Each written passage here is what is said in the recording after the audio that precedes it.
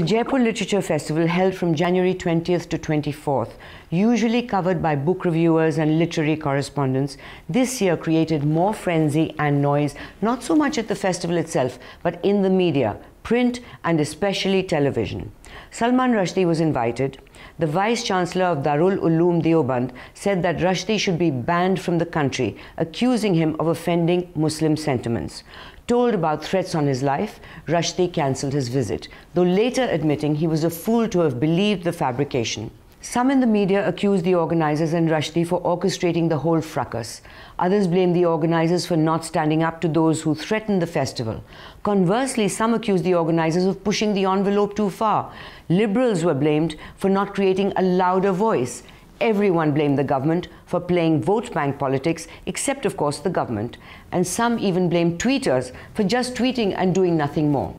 We in Dhobi Ghat, in News Laundry, look at how the press handled it, how it could have handled it, and should we as journalists come to some kind of consensus on how to handle issues of threatened violence. This year's Literature Festival in Jaipur was in focus not for the books or the literature so much this time, and not even for their fantastic musical evenings, but the focus was on Salman Rushdie. And how did we cover it? Today we have with us Seema Mustafa, journalist of many years, seriously respected for her writing, Hartosh of Open Magazine, and Barkha Dutt of NDTV. I'll take it to you first, Seema. The way Rushdie's visit and non-visit was covered, do you think that the media actually helped and abetted the creation of theocracy? And William Dalrymple has joined us. Okay. No, I think that the media was obsessive in its coverage of the Salman Rushdie issue, to the point that it completely eclipsed everything else that happened at the Jaipur Literary Festival. It was as if nothing else was happening except Rushdie. And at the same time, I think that it really reinforced, and I would not say not deliberately, the stereotype of that Muslim, demanding the man's head, and by completely ignoring the Muslim and the secular voices and the liberal voices of this country. Secondly, the media made it an issue, which it isn't an issue, by the way, in Uttar Pradesh elections at all. And it eclipsed an absolutely brilliant festival. Barkha, you, in fact, were on camera and you said that the media should not provide oxygen for the orthodoxy. In fact, we created a narrative by putting a mic in front of somebody who you know, whose position you know. But weren't you part of it? Didn't your team do that as well? We actually held off on the story, I think pretty much in its first week, not touching it at all, till the politics took over. And it became evident that this story, that I agree with Seema, that in many ways the media had played to a pre-written script. We had many options of how to do the story. And it seems that there is an enormous bhir chal in this, that a script is handed to you by either the government or the police or the organizers. No, one second. It's psychologically handed to you, not physically. All the channels follow the same line, which is that they'll have one extremist, not except for your channel. Nobody had any liberal Muslims. Javed, and you had we had Siddiqui. several voices. We had Javed Anand as well. But mostly they take the extremists, and the channels only covered the Rushdie position, whether he should come or he should not come, or what people should do. Now, I'm proposing that there could have been many other ways to handle the story. I think the story should have been ignored. No, I don't begin with. No, I actually think the story I don't think you can ignored. ignore a story like this. In the initial stages, I don't think so. I think there are many ways of doing the story. Look at it. This is the option. That suppose Deoband issues this thing that Rushdie should not come. All right. Instead of going berserk as we all did, you instead follow the Deoband. You expose them. You go to them. You find out what is happening in their seminary. What was happening was that apparently there was a struggle between the nephew and the uncle decided that I want to grab this issue to get what he thought was his vote bank. Now nobody exposed that. So it goes into its own narrative of just Rushdie. Is he coming? Should he come? Is he a criminal? Is he a sinner? All these kind of things. So the script that was handed to us was that stop him or not stop him. I don't think anyone so instead of investigating why this happened, we just ignored that completely and went into the hype. What do you think, Hartosh? See, I think in focusing so much on the Rushdie issue, you are ignoring the nature of media here. And we work in mass media. It's a celebrity-obsessed world that we live in. And it's not just the media, the world functions in that manner. If, say, you did not have the Rushdie affair, what do you think largely would have been the coverage of this festival? We would have been focusing on opera.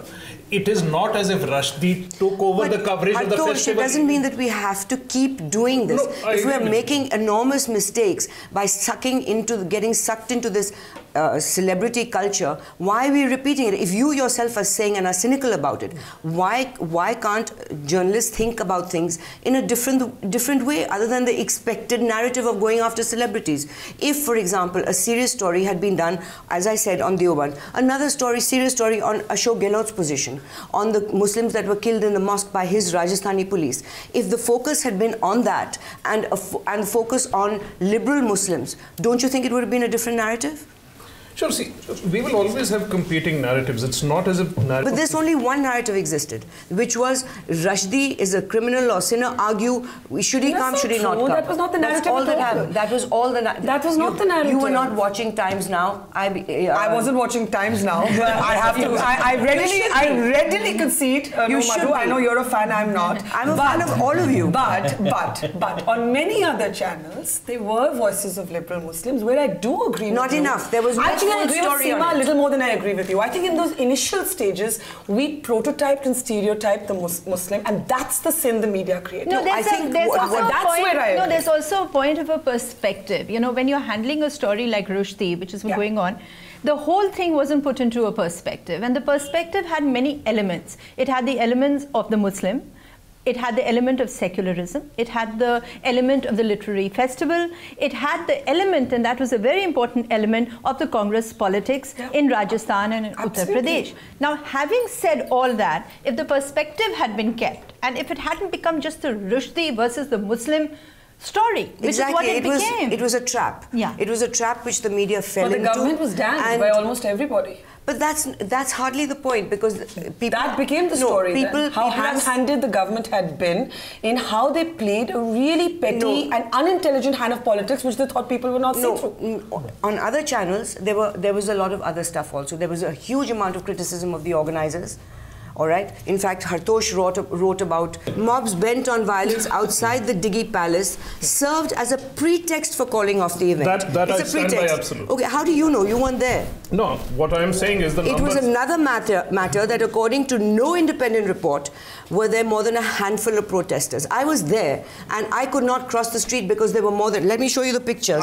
Can I have that file back? The numbers that have been quoted to me by... But then you're willing to believe anyone and anything... No. What makes you article? This is that I criticize Hartosh, this is armchair journalism. Armchair journalism. Anybody sitting here, there are 20 people in Jaipur available on the phone. There are senior Rajasthan cops available on the phone. All of them are more than willing to talk. The numbers that William and Sanjoy, who's written to us after my article, says that 150 people were there, spread over 5 different venues. That amounts to 20 or 30 people per venue. You need 5 people to burn a place down. Well, it's a handful. Do you know, there was a book in 1993. What is a handful to you? In 1993, all right, there was a literary festival going on in a place called Siva in Turkey. The translator of Salman Rushdie's book was there. A mob arrived over there and asked for his head, that we want him and we want to publicly execute him. When they refused, they burned the hotel down. It wasn't 150 people. But there were 10 people. Let me have my say on this. It's simply that at no point did the Rajasthan police say that we will not let this happen. In the sense, they did not say shut down the festival. They did not say don't have this. At no point did they say we cannot guarantee your security. Okay, let's put it this way. No, but that's where you begin. You're quite right about the first thing. They did say we can go ahead. We said we got the number of 150, which was just quoted, came from the actual cops in the place. Sure, you've got a situation who had marked each where man as they came in, had a plainclothes guy behind them, and they said, we have enough plainclothes here to let the thing go ahead. But you find it? There will be violence. There will be violence in the venue. there will be chairs thrown, there will be people hurt, and there will be a riot, was the word they used, outside in the gardens where So how do you write that there was no threat? Well, it's a question of how you evaluate the threat. I think if you had stood up to it right from the beginning, I think there would have been no threat. How do you stand up if somebody walks in and says, I'm going to burn your screen down, and the place is full of people, about 30,000 people? How do you stand up to that? Let me just... Okay, I'll let you have your say if you answer one question. Sure. You're in your home. Yeah. You've written something that somebody objects to, all right? Whether it's the Shiv Sena or whether it's any of the extremist groups. Hartosh has written something that they object to. What happens? A mob comes outside and they say, either you apologize and leave this country or leave the city or leave your home, or we're going to burn your house down with your family in it. What would you do? Well, the analogy doesn't Why didn't you? Will you stand up? Of course. There have been several occasions for any reporter to have to stand by whatever word he says. No, stand by is in the face of violence. First of all, in the face of violence. First of all, no, you've given me an analogy that is totally not true to what happened there. You don't know. That's exactly what happened there. That's exactly what happened. Before you interrupt me, let me just have my say on what happened. Between me and the mob, there is the district police of a district which says, yeah, you can go ahead and write what you want to write. Because they're used to riots, because they're going to just hit a few people on their heads. That is your reading of the situation. My reading is something else. This is armchair journalism. Armchair journalism. You sat here, made a few calls. Criticism is armchair journalism. I don't have to be a... I was there. I was not an armchair. No, but this is baseless because you don't have to be in a place to understand people who were there were wrong, and this is incorrect.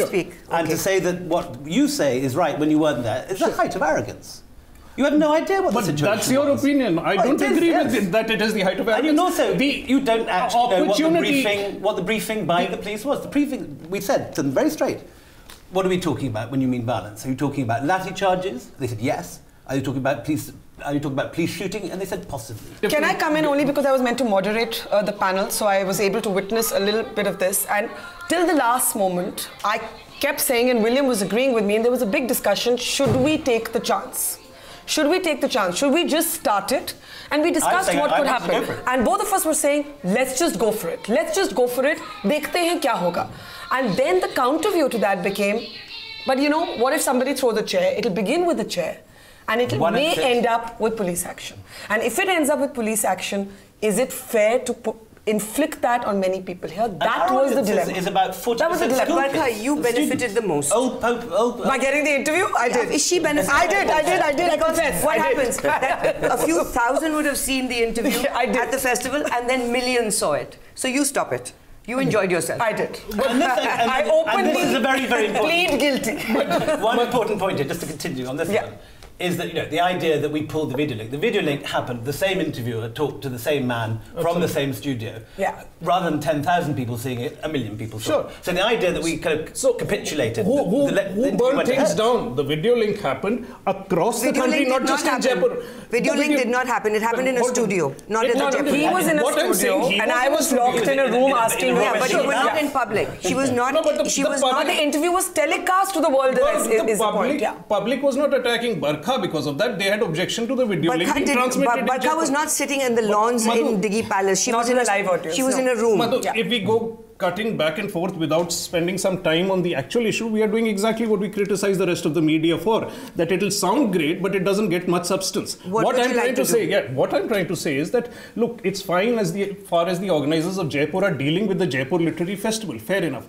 But when the question of Rushdie comes into it, and a decision is taken, at that point, the decision is taken on behalf of all of us. The freedom of expression, not just of Rushdie or the organizers of the festival, is lost. My freedom of expression is also at stake because of the actions they are taking. In that sense, their action is as much open to my judgment and assessment as anybody else's. And I feel they made a mistake by not standing up. They can disagree, but that does not take away my right to say, yes, it was cowardice. Rushdie should have come to this country. I think the reading of the intelligence inputs was absolutely wrong. That's my reading. Again, we can argue. If I can just and the third is that one of the things you said in your article was that IB reports are not worth the paper they're written on. They are not. That's really scary. No, but I think you're putting too much on the organizers of the festival when the conspiracy was much larger than the festival. But that's what you're taking out from my article. You're telling them that they should have got Rushdie in when the government is not willing to give the kind of security, and the government is creating a situation of politics. I mean, it's playing politics. That's something we are all agreed on. Yeah, but Seema, that's what we fell into in the media, that we followed that script. You weren't there, and because more importantly, you never contacted us. I mean, even the worst tabloid journalists ring up the source they're stalking and say, is it true? How do you answer that? It's not a source. You have my number. You could have rung me at any time. You are holding press conferences. The decision is taking place as a result of those press conferences and what you say in public. But what I could have told you, I do not need a private assessment. What I could have told you, which you were, I think, completely ignorant of, is the whole series of meetings we had with Muslim groups, of whom, it has to be said, 90% were completely peaceable. And the Muslim mob that you that's very sexy. This Muslim that you mob. put in your picture with a picture of Salim Engineer. Salim Engineer is one of our speakers. He's not part of the mob. He's a completely separate guy. So we had meeting after meeting after meeting, and then we had one very scary one when we had all the groups, and we had I can't remember how many people, about 90 people. 20 or 30 different groups, and as usual, most of them were dignified, perfectly reasonable guys willing to do their democratic protest, and that's absolutely fine. We were in negotiation with them, and that was all going very well. But with them also were 15 real out-and-out scary thugs who they were saying among themselves had taken money, that they'd been paid by various different groups to disrupt it, come what may. And then when the guys turned up, there was, again, a properly scary moment when the Maulana who led them went into the centre of Diggi Palace, had a namaz, which is fine, but then declared a jihad and said, any of you today who die, and then he said, if any of you die, we'll go to heaven as martyrs. But and they said to us, and Sanjoy and Namita, you will not leave Jaipur. If you show this thing, you will not leave Jaipur. And this was not the 90%, this is not the Salim Engineer, this is not the nice old guys from the mosque, the local, these guys who'd come in. And they Hartosh, what would you have done in that situation? If somebody told you that you will not leave Jaipur? What William tells me, and Sanjoy has written to us, and I may read out a sentence here, and maybe Seema can tell me what she thinks of it. I know what I think of it. Sanjoy writes that the youth, in preparation to an attack, marked each venue by reading from their prayer books in an act most of us are familiar with as a precursor to a holy war or fight. Now, if this is not exaggeration, tell me what is. Reading from the holding prayers, which all of us know is, which all of us are familiar with as a precursor to a holy war or fight. In a festival, this is that's normal. This is what the Sanjoy Roy has written to us. This happened immediately after Sanjoy had his life. So this is the statement. No, one second, William is saying something. Meeting. Sure, but the reading of the... No, I agree. I think a lot of the people over there also overreacted and got hysterical and didn't act.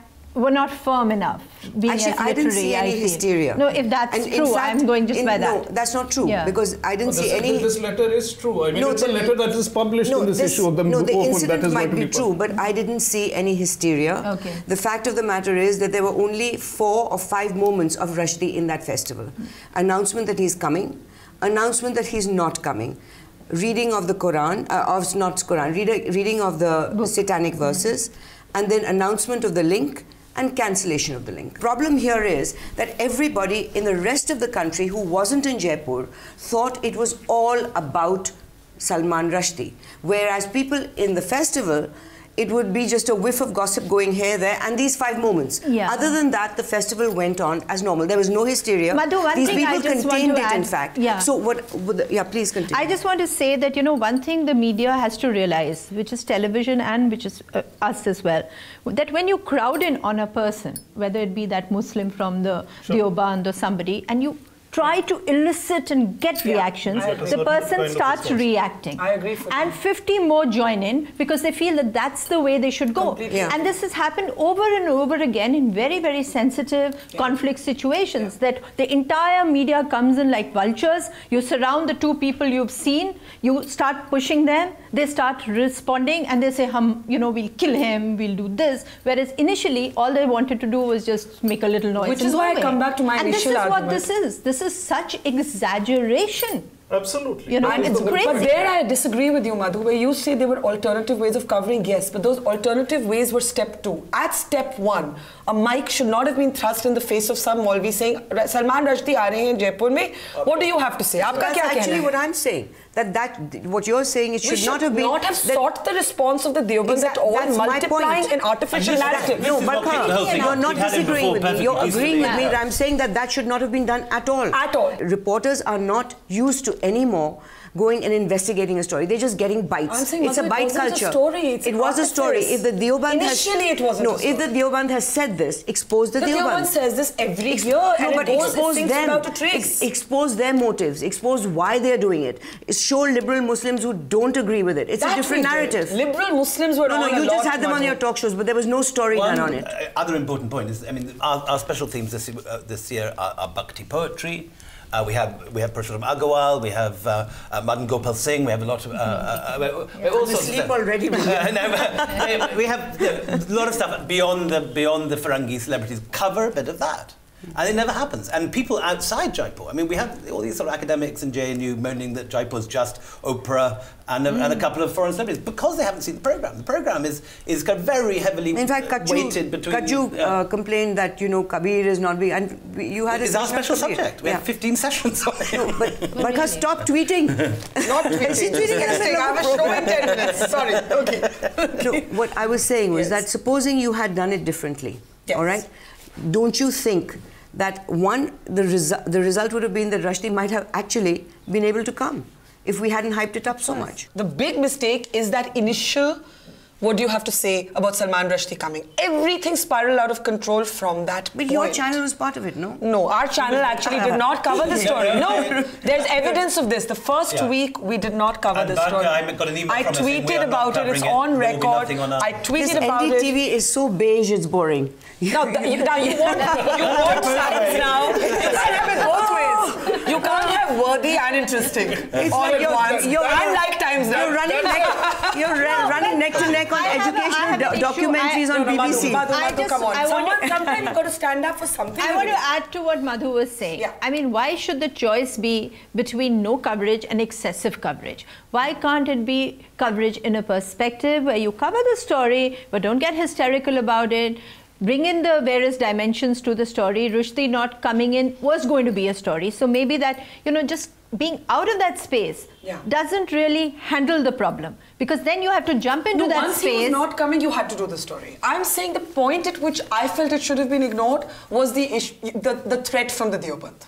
At that point, I feel if it had not been mainlined, it would not have become such a big story. Once it had, after that we were all covering the story. No, but I go back to after that also. What if you had exposed that the Deoband had this motivation? There are other people out here who do want to kill Rushdie. Madhu, you had the main ruling party of this country participating in the politics that was created to keep Rushdie from coming. But that was not exposed in any of the channels properly. It was just mentioned by a few panelists. No, when no one was willing to take ownership of the intelligence. No story was done on it. 1 minute. When no one was willing to take ownership of the intelligence, when everybody kept passing the buck, Mumbai first said, oh, we don't know where this came from the center. Center said it came from Rajasthan. Rajasthan said it came from the center. No, this story was done. Who owns the so-called intelligence? Well, that's quite an easy question. That story was done. Gurdial Singh IAS it came from the Home Minister of Rajasthan. Who got it from the Rajasthan IB. It wasn't from Bombay Police. This was this Gurdial Singh IAS officer who issued a statement that these are the threats. But it's important point because again, Hartosh's article says, the threat to him was largely an exercise of fiction. It's quite possible, and it's difficult to judge whether or not that specific 3 names given by the Intelligence Bureau was as fishy as Rushdie thought it was. Quite possible that he's right. But from what I saw, and from what Sanjoy and Namita saw at the meeting, I have no doubt in my mind that there would have been a significant threat to Rushdie from a very small group of nasties. That they were out to do all they could. And it's a big thing for them. Had they got Rushdie, it's only one entrance to that place. Forget about Rushdie. Exactly, the exit points 2 weeks' notice of thousands of people to leave a venue. There would have been a stampede, even if there was somebody had just raised their voices and got hysterical. If somebody had pushed the screen down, that's a real threat. In fact, many people mentioned that if something were to happen, which are the exit points? And most of the venues only had 2. So that's for 10,000 people to leave from a small gate just 2 points. It's dangerous. But Madhu, then we are in the situation, because once we have this behind us, this has happened. Now, that's a good point. If all we need now is an organization to issue a statement that Rushdie shouldn't come in, and 40 people to stop him from coming in, Rushdie can never come into this country. There will always be an intelligence alert. That is what is going to happen every time from now. Because you see, it started. I agree with that. It started, in my mind, it started from Iqbal Banu, and you covered that extensively. Iqbal Banu, Shah Banu, bless Iqbal Banu with her lovely songs, but Shah Banu. And soon after Shah, it was, funnily enough, Khushwant Singh, who wrote a review on the satanic verses first, and then asked for the ban, and that's how it snowballed. And India was the first country to ban it. Sure. So I think what Hartosh is saying, that unless we take a stand, we should have taken a stand when it was banned, and I think still there's room for it. What do you think, Hartosh? What should we do as journalists? What should we do? Well, I mean, is it about the Rushdie situation or the larger question? The larger question is we have to stand up every time something like this happens. Not to be able to exhibit paintings, not to be able to read a book. I mean, that is not something... James Lane, all of them. At every stage, exactly. Yeah, exactly. I think as journalists, you have to take a position... book taken out of the you have to take a position that you are against bans. Yeah. So I think that's an absolute position which you have to take. And then we started a petition at the festival.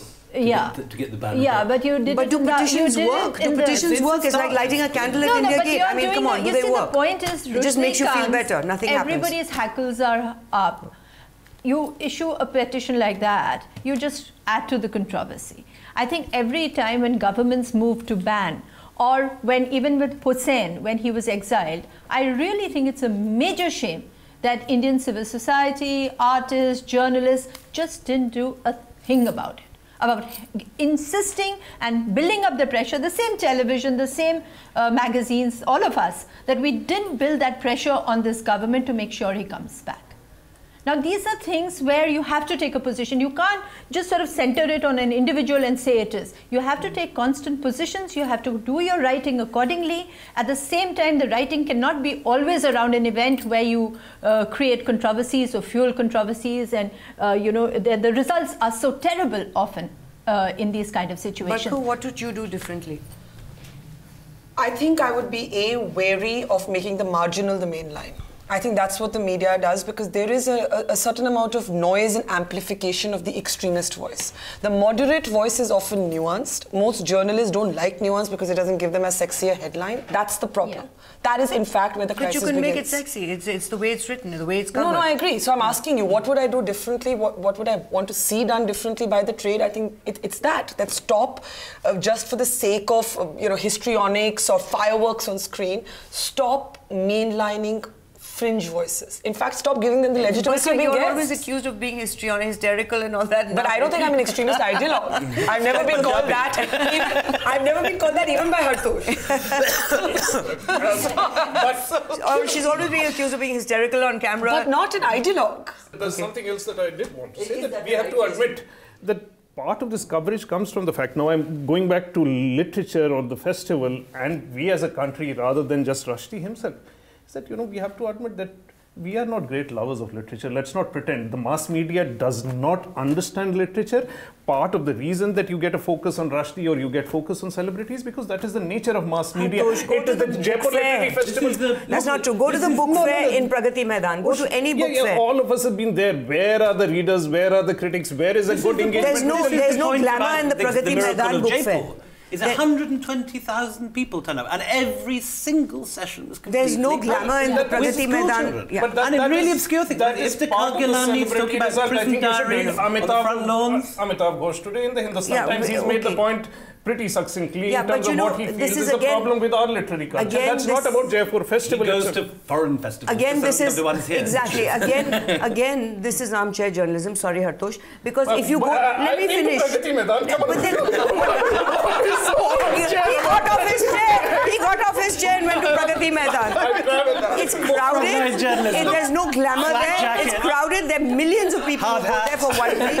He gets out of his chair. That's not a good defense. That'll work. As a journalist, I've actually lived in different parts of the country for several years and reported, which is more than can be said. So now you've decided, now you're warming your chair. No, Bahut ho gaya, ghum liya. No, but I don't need to go to Jaipur to decide. No, but you can't say that there is a view on literature I can have which is not represented just by Jaipur. No, but you can't say that people in India have no idea of literature. That's not fair. It's unfair to say that people in India have no idea of literature. Unfair? An opinion unfair depending. These are two opinions clashing. You can't call it unfair. No, you can disagree with me. Who are the millions of people who go to the book fair in Pragati Maidan? It's motivated by the millions of glamour, by Oprah, by Salman. They wander around mindlessly. What you have great contempt for the people of India. No, it's not a contempt. Where are the books? The books are in the stalls. Let's admit to the facts that we are not a culture which is engaged with literature at the moment. There is a problem. If you come to Jaipur, you can see the evidence. But that's why you went there for 2 hours. Last year, after you wrote your piece. You're just chidowing all the time. You're just chidowing. Get happy. I look quite happy, don't I? It's a fake smile. It's like a Hare Krishna smile. Hey, to be fair, he did make one point that Jaipur is not the last word on literature, and you can have. No, of course not. Nobody is the last word, not even Hartosh. But he can critique. Any last words? Have a little moment for Hartosh's novel at this point. What would you do differently? What would you do differently, William? The big mistake that don't publicize it. Deeply regret was publicising it. Don't announce it. We last year, 2007, he came. There wasn't a single event. He was a brilliant speaker. Everyone loved him. No one got in a fuss. There was no complaints. It was a complete success. This time, he rang up and he did say, you know, look, I'm sick of being the rabbit jumping out of the hat at the last minute. Put me on the website. And at that point, we should have said, I really don't think it's safe. It's a bad idea. Why do you ask for it? That was the big error. We didn't. We just said, okay. Because he likes Seema, one last. Yeah, of course. Who doesn't? He just said, he wanted basic respect. He said, all the other authors are up there and I'm not. And I just feel you should put me out, and I'm not coming if I'm not. So. And that was it. The reason. Seema, one last question. I think the problem is basically about what I wanted to ask you about was that this liberal Muslim has been completely marginalized in our country. The press ignores him, television ignores him. What can be done to turn that around? I think you have to stop looking upon, I think there has to be a big change. And now that's why I was going to say that the answer is not going to be just something on symptoms. It has to be it has to go back maybe to an old kind of journalism where you look at the entire issue. You can't just talk of the liberal Muslim as a voice on television countering the fundamentalist Muslim. Or on Twitter. Or wherever. You cannot have the two fighting each other, or the fundamentalist Muslim being juxtaposed against the fundamentalist Hindu. What I'm trying to say is that the majority, the voices, when you listen to them, when you listen in the streets of, or the mohallas of UP right now, it's all secular voices. They're all secular voices. They don't even give a damn about Rushdie or about others. They're talking of their own problems, the livelihood of living together with people, of voting for the secular parties. They're not talking of voting for the Jamaat-e-Islami or something like that. Why are those voices not just taken as mainstream voices? Why are we always trying to bring out that liberal Muslim from here and the fundamentalist Muslim from there? There is a myth of the vote bank, because the last time Imam Bukhari in Delhi, his candidate lost his deposit. But Imam is a jackass. He can't get an election in his own mohalla. He can't win an election.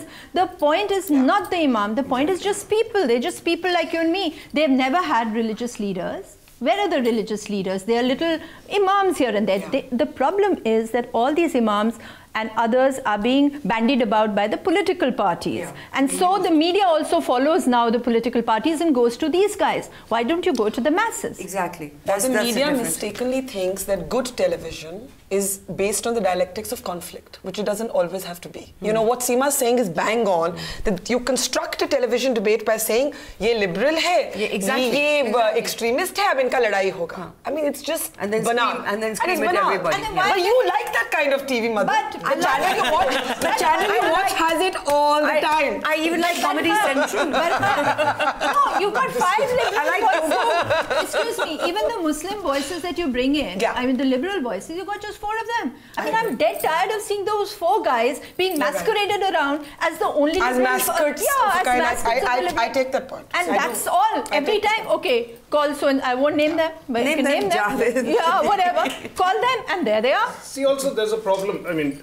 the word Muslim is a trigger, but let's look at minorities in a country. You talk of Muslim mobs. No, I did not speak of Muslim mobs. I'm saying the perception of Muslim mobs. In fact, quite the opposite. He's getting off his armchair. He's getting off his armchair.